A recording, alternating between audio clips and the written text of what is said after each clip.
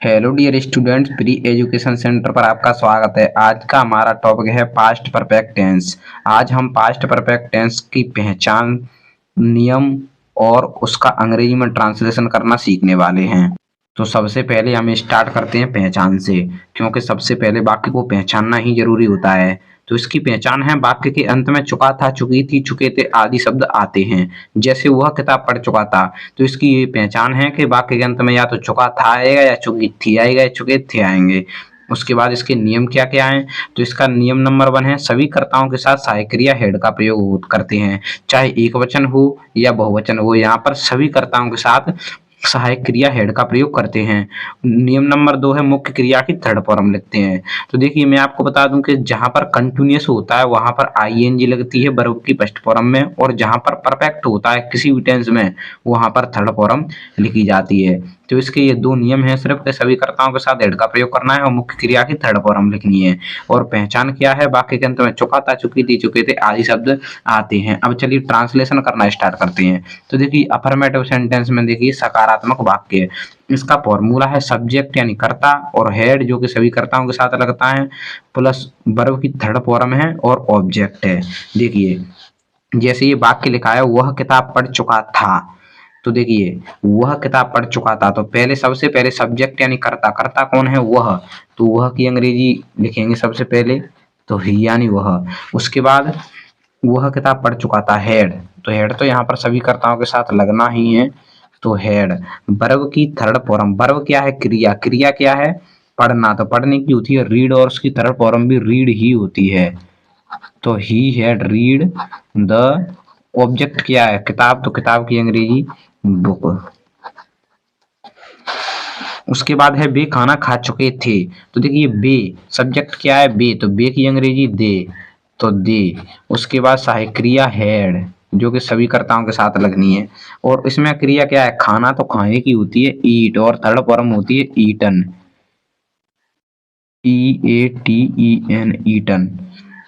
They had eaten the, खाना की होती है फूड। उसके बाद है मोहन गीत गा चुका था। तो देखिए, मोहन सब्जेक्ट क्या है, मोहन, तो यहाँ पर मोहन की अंग्रेजी लिख लेते हैं मोहन। उसके बाद सहायक क्रिया हेड, मोहन हेड, गाने की क्या है, सिंग, तो सिंग, सॉन्ग, संग।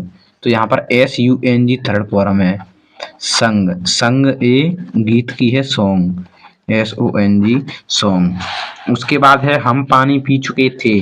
तो देखिए, यहाँ पर हम, तो सहायक वो कर्ता कौन है, हम, तो बी यानी हम। उसके बाद हेड सभी सहायक क्रिया सभी कर्ताओं के साथ लगनी है। उसके बाद इसमें क्रिया क्या है, पीना, तो इसकी पीने की हो जाएगी ड्रिंक, ड्रंक, ड्रंक, DRUN के ड्रंक, DRUN के ड्रंक। तो बी हेड ड्रंक द, पानी ऑब्जेक्ट है वाटर। उसके बाद है वह पत्र लिख चुकी होगी। तो देखिए, चुकी होगी लिखा है, तो यहाँ पर सी आएगा, फीमेल है, तो सी। अब यहाँ हेड तो सभी कर्ताओं के साथ लगना ही है, हेड। उसके बाद लिखने की है राइट, थर्ड फॉर्म हो जाएगी रिटन, WRITTEN, रिटन। तो ही हैड रिटन ए, पत्र की अंग्रेजी लेटर, LETTER। ये इसका अफर्मेटिव सेंटेंस हो चुका है, और इसमें करना कुछ भी नहीं है, सिर्फ सभी कर्ताओं के साथ हेड लगाना है और क्रिया को ध्यान में रखकर क्रिया की थर्ड फॉर्म लिखनी है, और कुछ भी नहीं है। चलिए, अब हम नेगेटिव सेंटेंस देखते हैं। तो देखिए, यहाँ पर नेगेटिव सेंटेंस को हिंदी में बोलते हैं नकारात्मक वाक्य, और इसमें भी कुछ नहीं है, सिर्फ हेड के साथ नोट जुड़ जाएगा, बाकी सभी नियम वही रहेंगे जो अफर्मेटिव में थे। तो देखिए, जैसे मैं बाजार नहीं जा चुका था, तो इसको बनाएंगे हम। तो सबसे पहले मैं, तो मैं की अंग्रेजी होती है आई, तो आई, और सहायक क्रिया सभी के साथ हेड लगनी है, तो हेड।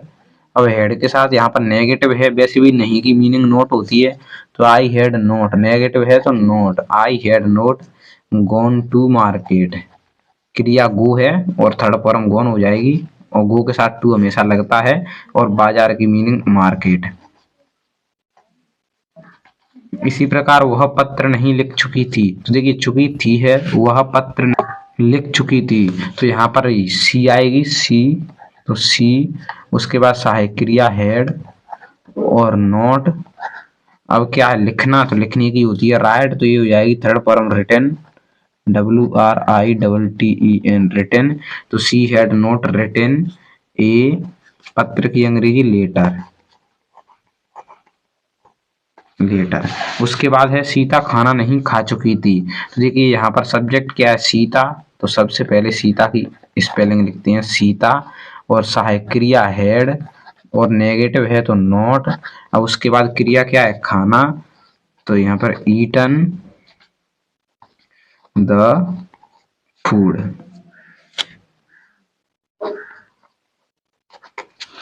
उसके बाद है मोहन गीत नहीं गा चुका था। तो देखिए यहाँ पर मोहन है कर्ता, तो मोहन सब्जेक्ट है, मोहन।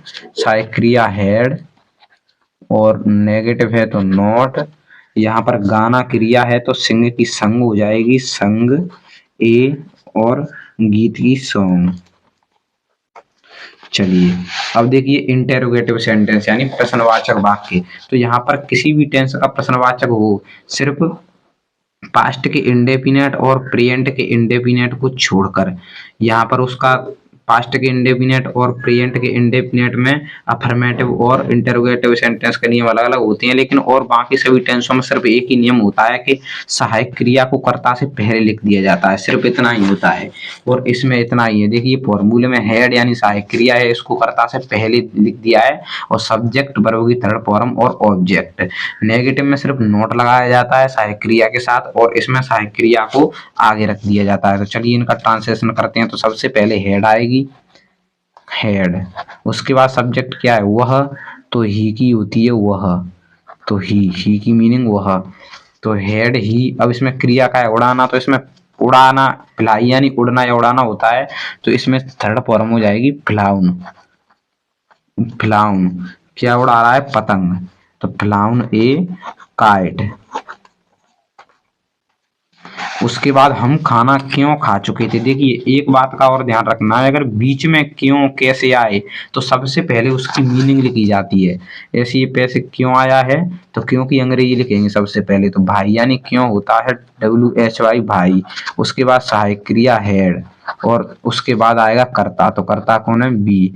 अब उसके बाद बी यानी हम। अब उसके बाद क्रिया क्या है, खाना। तो खाने की होती है ईट, EAT ईट। तो यहाँ पर ईटन हो जाएगी, ईटन द, और इस खाने की हो जाएगी फूड। उसके बाद है क्या मेरा भाई किताब पढ़ चुका था। तो देखिए क्या मेरा भाई किताब पढ़ चुका था, तो यहाँ पर क्या पहले आया है, तो क्या की अंग्रेजी लिखने की कोई जरूरत नहीं है, सहायक क्रिया पहले लगा देते हैं हेड। हेड के बाद इसमें करता कौन है, मेरा भाई। तो यहाँ पर माई ब्रदर, माई ब्रदर।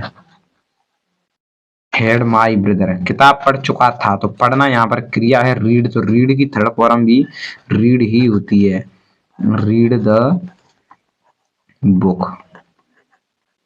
आशा करता हूँ आपको अच्छे से समझ में आ गए होंगे। अगर आप चाहें तो इसका स्क्रीनशॉट भी ले सकते हैं। अगर वीडियो अच्छी लगी हो तो वीडियो को लाइक करके चैनल को सब्सक्राइब जरूर कर लेना, क्योंकि ऐसी वीडियो हमारे चैनल पर आती रहती है। मिलते हैं आपको फिर किसी नए टॉपिक के साथ, जब तक के लिए जय हिंद जय भारत।